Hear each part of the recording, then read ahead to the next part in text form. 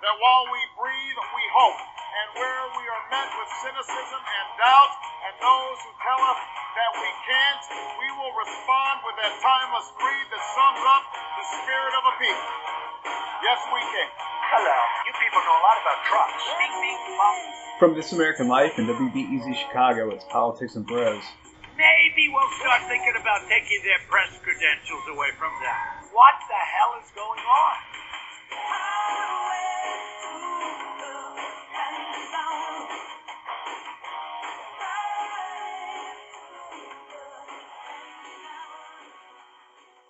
Well, hello there, ladies and gentlemen, brothers and sisters. I do hope I can say comrades and friends, and thank you so much for checking out episode 5 of Politics and Bros.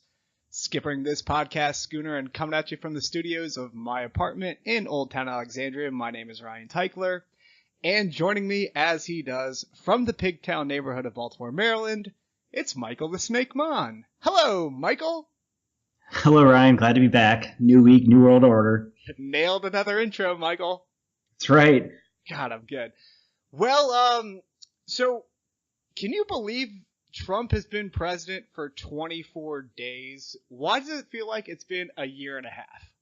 Time has slowed down. That's why. It really has. I'd love a mental break, just a mental vacay. But we just don't get it. Every time I turn on the TV, it's like something else. I mean, the White House staff has got to be exhausted. Stephen Miller is apparently my age, and he looks about 60. So yeah, I was shocked. Like 31-year-old Stephen Miller. I'm like, oh, good God. This is hard living by Steve Miller. You look terrible. But he's just the latest liar to come from the Republican Trump White House. I think we should always refer to it as the Republican Trump White House from here on out to make sure everyone in the Republican spectrum owns this shit. Until they start, standing up for some sort of different belief. This is republicanism, as far as I can tell. They won't. And they don't. And they don't. They don't. Whether they will admit it or not, they're doing nothing. So coming out of the White House this week were more lies. Lyin Trump, he's a liar. Teflon Don, Lyin Trump. He doubled down on the claim that 3 million people voted illegally, that they were busing people from Massachusetts to New Hampshire. He would have won New Hampshire if not for those pesky Republicans or pesky Democrats. And then he said the crime rate was the highest it's been in 40 some odd years. All of these are objectively false. So here's the point I want to make before you jump in here. If Trump actually believes this, is it a lie? And if he does, he has to say that the Democrats are so stupid that they were able to coordinate 3 million people to vote illegally in states that don't matter, right? So the Democrats were so stupid and yet so capricious that they were able to run up the score in New York and California. Right. Well, there's a detail to that. He's spreading this additional lie that people have been bussed into New Hampshire to vote illegally. And I think that's important because he's adding a layer to the story. He makes it sound even more real because he's describing how it happens. But it's not true, so it's just... it's like just a layer of deceit, which makes it seem more believable in the eyes of someone who's already believing his claims, I think. And crazy Stephen Miller got on all the Sunday shows and said the same thing. And he did something very Weasley, and he said, well, if you seem really interested in this, I'll be happy to get into it at some later date. That was the date. Yeah, they were asking. No, give us examples. Go. He said, well, anyone who's worked in New Hampshire politics knows this has happened for a long time. Republican former leaders of New Hampshire said, bullshit. Yeah, they denied that outright. So I don't know what New Hampshire, citizens he's referring to. But you're talking about, do you believe the lie? He seems like a true believer. That's the thing I'm worried about. I mean, like, I do think he's lying. I think he knows it. No, I do think he. I don't think he knows he's lying. That's the problem. It's hard to tell because he sounds genuine in what he believes. He presents no evidence, obviously, and when you confront him about that, he should be able to rationally determine, you're right, I don't have evidence. I'm presenting a claim without any proof. But he sounds like he truly believes it. It's frightening. Well, he must read Alex Jones, who is a conspiracy theorist, and Breitbart, and then he goes on all the shows or whatever, his talking points, and says, a lot of people are saying, no, it's Alex Jones saying this. Yeah. Well, I mean, if you read into you read into Stephen Miller's background, oh God, he's been practicing mental gymnastics his entire life. He petitioned Duke University for indoor smoking lounges so that smokers wouldn't be subjected to the health risks caused by smoking outdoors.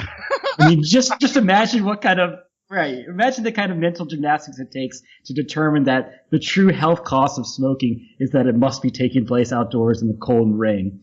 So, I mean, he's got an Olympic gold medal in mental gymnastics, and he's applying it within this White House, and he's being applauded for his efforts by Donald Trump on Twitter. So he's being rewarded the more fervently he lies or makes false claims. Well, I do know that while he was at Duke, he was there the same time as white nationalist Richard Spencer, and emails have come out that prove they collaborated. So we're like one step away from someone advocating for the white ethno-state being one of the chief strategists and chief political advisors for the President of the United States. Way to go, evangelicals. I know. I mean, I was just researching some Lyin Ted Cruz clips to just, refresh my memory about that. So funny. And Trump used to point out how, these evangelicals, they hate liars, they hate Lyin Ted, so they must be upset. Surely, right? Evangelicals should be upset with these lies, right? Well, the one person in the Republican White House who almost came out of this 24 days unscathed was Mike Pence. However, he went on the shows and claimed that Mike Flynn, the National Security Advisor, did not coordinate with the Russian embassy about reducing the sanctions from the Obama administration while Obama was still president. Turns out, that's a lie. I feel like Lauren Povich here. I know. So it's like 9 officials confirmed this with the Washington Post. And this is another example where Mike Pence went on the Sunday talk shows and basically backed up Mike Flynn's version of events, in that, he had a conversation with the Russian ambassador shortly after sanctions were taking place, but that did not come up. It was more about the logistics of the transition. So he spread Mike Flynn's lies, I think because he believed him, which was his first mistake. Well, he said, my only source of this was Mike Flynn. Turns out our intelligence services were monitoring the phone call. Absolutely. And the audacity of Mike Flynn to discuss that when he should be privy to the knowledge that our intelligence would be monitoring that. It's just insane. He ran the fucking DIA. Right. So, I mean, he's a snake. You call me Mike the Snake, Mom. Michael the Snake Flynn. That's right. So I have a couple friends of mine who worked in that building, the DIA building in D.C., and they were in a couple meetings with Mike Flynn, and I asked them, what's your thoughts on Flynn? And they all, to man and woman, said, wasn't overly impressed. Well, no one could work with him. He basically got ran out. And, additionally, he's the one member of the Trump White House that has been convicted of sharing secure intel before. You talk about Hillary Clinton's problems. This is someone who was actually a convict. Yeah, he's not long for the world of being National Security Advisor. But Kellyanne Conway came out today and said, Mike Flynn has the full confidence of the President of the United States. And then our old buddy Sean Spicy, love Spicy, came out and said, Melissa. Yeah. Well, as of recording, I think Trump has suggested that he's speaking with Mike Pence about it. I think a fool can recognize that Mike Pence would probably be very upset if Flynn is still around. But this all goes back to the dossier, because Mike Flynn is surely, metaphorically in bed with Donald Trump. And if you cut him loose, he's got all the dirt on Trump too, would he not? That's the big question. Is like, if allegations are true, is he going to talk? Mm-hmm. Tell the people a little bit about the dossier. We touched on it in episode 1, but we haven't talked about it since. I had a hunch that this was real, Michael, and some of it can be corroborated. So just reset the stage of the dossier. The dossier was a document compiled by a former British intelligence officer that was working as a consultant. Initially, probably, I think it was for Jeb Bush's campaign, and then his work ended up getting bought up by Hillary Clinton's campaign to initially collect dirt. But his intel he collected was so nefarious, it worried him. So anyways, BuzzFeed leaked the entire document. CNN reported that both President Obama and President Trump were briefed on the contents of the document. And now CNN has corroborated a number of incidents reported within the document in terms of communications intercepted, the timestamps of those communications and the locations, confirming at least that these different people identified within the document had these conversations, or they took place. Some of the more salacious details. The overarching thesis of the dossier is that the Russian government, the KGB, the FSB now, has compromising information on the President of the United States. Blackmailable. Right, and the most salacious details are not confirmed, but they're not even the most important. The real ones we'd like to know about is what kind of financial investment has the Russian government placed in Trump. So, but then let's get your conspiracy theory from this past week. It's not a conspiracy theory. So we have direct contact between Mike Flynn and the Russian embassy while Obama was still president, which is illegal to do to conduct foreign policy if you're not the administration. Mm-hmm. But the real interesting thing that hasn't been reported much in American media is that Christopher Steele, the MI6 agent who compiled the dossier, the person believed to be his main source in Russia was found dead in the back of his Lexus. Right. Coincidence? I think not. Investigated the incident. The FSB, who said he had a heart attack. While previous reports in Russia said he had 2 bullet holes in his head. Oh, gosh. Well, take it down. Yeah, I mean, okay. So I think there's so much more to that. I'm absolutely fascinated by that topic. I'm not a conspiracy theorist like Alex Jones or the President of the United States, but I think there's more to that one. There's another report out there along the same lines from The Observer that says that it's written by a former NSA employee. He was only an analyst, so he wasn't very high level. But he was saying that the intelligence community is so concerned that the White House has been compromised by Russia that they will not even share the most sensitive intelligence with the President of the United States. Yeah, it's not that hard to believe because, our spy agency bureaucrats could do a simple blue dye test where they brief the president on some secure intel and then see what turns up in the Kremlin's discussions. So they've probably done that and determined already that some national security intel just is on a need-to-know basis with Donald Trump right now. And until he actually needs to act, we're not sharing our intelligence with him. What a disaster. I mean, it's 24 days in, Michael. I know. And the irony, I think, is that Donald Trump's White House could do the same thing with their own leaks. They just leak 2 different pieces of information to 2 different people and see what it turns up in the press. They haven't done that yet. So it's a leaky White House. It's a sieve. Yeah, they can't figure that out. So leaky. Oh my gosh. But the other thing that I want to talk about is there's been so much kind of hair pulling and self-inflicted wounds within the White House or coming out of the Republican White House. But Right. nothing bad in the world has actually happened. These are all self-inflicted wounds. Yeah, preventable gas. They seem to double down on the mistake, if that makes sense. No, it makes perfect sense. So let's give you an example. On Holocaust Remembrance Day, they neglected to mention Jews. That should be the easiest thing to write. You know, on six million. Yeah, right. Memorial Day. You mentioned the suffering of the Jews in the Holocaust. And that's easy. Right, apparently there was a draft written by the State Department that got thrown out that obviously mentioned Jews. Oh God! And then when they were confronted about it, they, instead of apologizing or making some sort of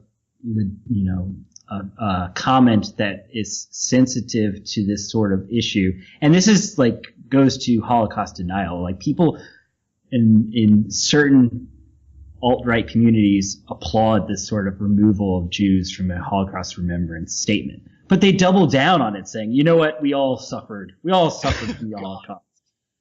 Which is demonstrably untrue. Not the whole, not everyone was persecuted in the Holocaust. That's not true.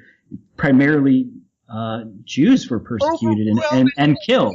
Right, so that's not something you should be doubling down on. Well, he also, at the beginning of Black History Month, convened a council of African American shockers were all supporters of him, and he talked about Frederick Douglass in the contemporary sense, like he was still alive. Right. I mean, I don't think he's too worried about that. I don't think he is. And then he should. Frederick Douglass was the first black man to have dinner with the president, with Teddy Roosevelt. Yeah, and Teddy Roosevelt got a lot of shit for that. He did. I think Southern Democrats at the time threatened to kill 100 Negroes for that. To suppress them, they'll have to start up some Jim Crow laws. And then I think the biggest self-inflicted kerfuffle for them was drafting an executive order, the Muslim ban, that got struck down 3-0 in the Ninth Circuit Court. So they couldn't even write an executive order that was legal. They have their own. Right. They have their own legal counsel. They basically in the White House, you have basically your own law firm in there, and they couldn't even write one legally. Exactly, and I think the presidency does have authority over our borders, but they still screwed it up. That's the amazing part. Yeah, I'm sorry, go ahead. This speaks to the dysfunction of the White House because they rushed it out. They don't do any sort of front end work to prevent back end disasters, and then they're litigating through the courts what could have been something they could have easily done, and that doesn't even speak to how stupid the policy is. Well, I talked to my brother last week, who's a lawyer, and he said, the Constitution gives the President of the United States tremendous leeway and authority to make rulings on certain things like immigration. And if they rewrite some sort of executive order and tweak it a little bit, and they take it to the Supreme Court, they'll probably win. Right. I mean, I think they could. So poorly. They could. I don't see why they couldn't just throw out the executive order and rewrite it. But it's what was it going to say? Stephen Miller goes on TV and defends the order, saying, "You know what? The judiciary is not supreme." And it's like, interesting word choice, Stephen Miller. What do you call the highest court in the land? Is it the Supreme Court? If only we had a supreme governing body that determines what's constitutional and what's not. Mm-hmm. As broad branches of government. Right. I mean, we could talk all day about the stupidity of the policy, and maybe that'll be a separate podcast topic. But I think they could have just spent a little bit more time on the front end, dotting their I's and getting this right, and then also selling it better. Because I don't think, America is opposed to good, secure border control. But the fact is, when they were arguing their case in front of the courts, they presented no evidence of why this was a security threat. So it seems so like the selling of the ban got done from the left, saying this is a malevolent order. They have no evidence of this, and they're just banning peoples. The judges kept saying, "Is this in the record?" And the administration lawyers kept having to say, "No." But you mentioned and you hit on like a broader point that we discussed before we were recording this. He hasn't staffed up the administration at all within the agencies and in the White House. So what you're talking about is exactly what's supposed to be done by the communications director within the White House, which is a hugely important and influential role, and it's incredibly prestigious. So any political operative on the Republican side, worth a damn, should be lining up to do this because, like I said, it's incredibly prestigious. And their role is to help sell policy. How are we going to, message this and get all of our constituents on board and all of, our talking heads? You're right. But they don't. No one wants the job. They can't. Right. And we've talked before about how America hired a businessman to run the government, and what do business leaders typically do? They try to get buy-in from stakeholders. Do you think he got any buy-in from his stakeholders? No, because it wasn't packaged and sold well. Exactly. So it ends up as a disaster, and it's not ideal. So the person the communications director is supposed to be someone right above Sean Spicer, the press secretary. They don't have one. So Sean Spicer's doing both. But the reports coming out right now are that Spicy is done, and so is Priebus, the chief of staff.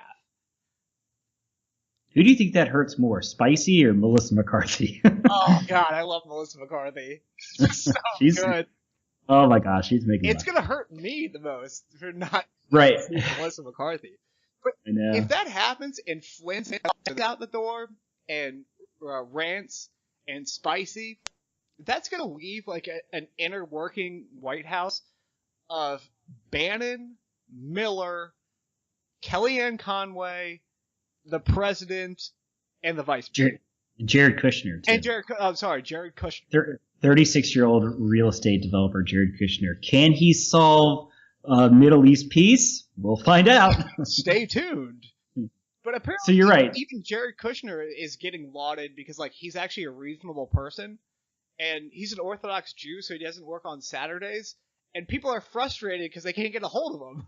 Because he's actually like someone they can talk to.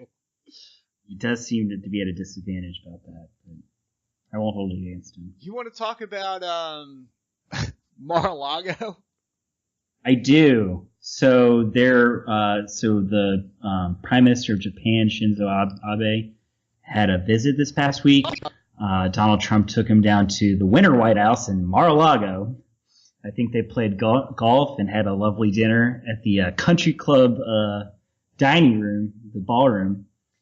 During the dinner, however, North Korea tested an intercontinental ballistic missile, which they do frequently. So it's not like this is the first time that happened. I don't want to alarm anyone. But it is of great concern, specifically for Japan, but also our allies in South Korea, and certainly the United States overall. However, the president began openly discussing strategy as well as using aides' cell phones as flashlights to look over the documents they were reading in the middle of the dining room and on the patio, with gawking Mar-a-Lago Country Club members posting pictures of it on Facebook with Donald Trump smiling. Shortly thereafter, he ended up crashing a wedding for guests and said they've paid me a fortune.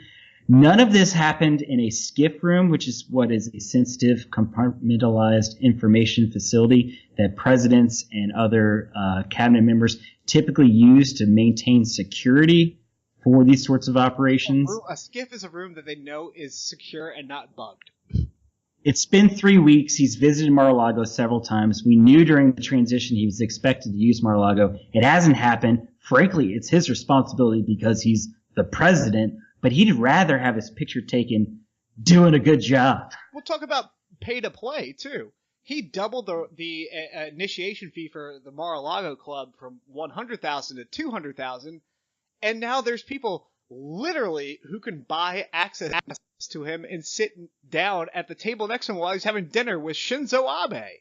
pictures are going around of guests at Mar-a-Lago taking pictures with the security individual that holds the nuclear football. I mean, do we really want our foreign adversaries to know precisely where our nuclear codes are? I assume that's somewhat of a security concern. And that dude was even saying his name, like, this is Alex. Alex is really nice. He holds the football.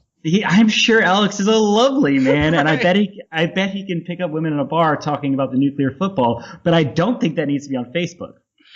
Oh, God. It's just one show after another. All his aides had their cell phone flashlights on.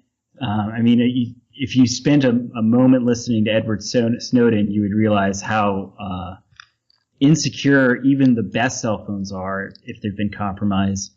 Donald Trump uses an old Android. This is my own pet conspiracy theory. If it's not compromised by the Kremlin, I know our own spooks have it bugged. Oh, I'm sure the NSA is all over that thing. I would be shocked if the NSA wasn't monitoring that.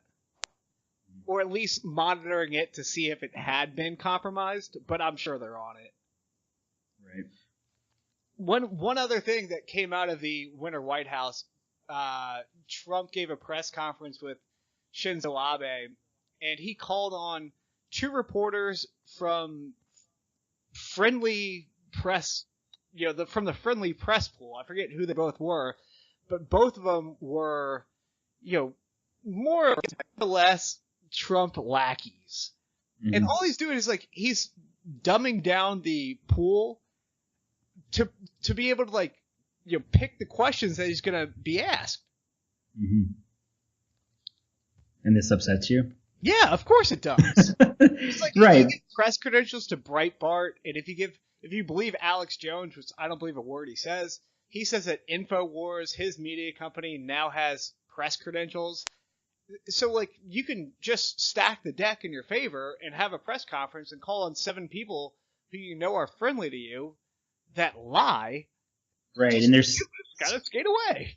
There's Skype seats that are going out to conservative talk shows as well. Yeah, I mean, I think that's it's related to editorializing bleeding into our news coverage, and you're right. I mean, it's just watering down the pool so that his message signal is clear what's coming from him. And did you see, just real quick, what the Department of Education has been tweeting out lately? No, I haven't. Well, they tweeted out kind remarks about W.E.B. Du Bois. However, they misspelled his name. Where did they spell it? DeVos? No, D-E-B-O-I-S. Oh, right, yeah. Spain. There's a lot of spelling errors going on. I don't know why. I don't know why the education department should be misspelling things. But, and then they apologized for misspelling W.B. Du Bois' names, and then misspelled apologies. I mean, our president said that China's actions in the sea is unprecedented. So. Right. Oh, it's a gong show. But Michael, people have asked us to mention how people can get involved and people can help. So, do you have any good resources or sites or organizations that you could steer people to? I do. So the Women's March website still is a good resource, especially in terms of galvanizing local groups. They have these things called huddle groups that you can search for and access through the Women's March website.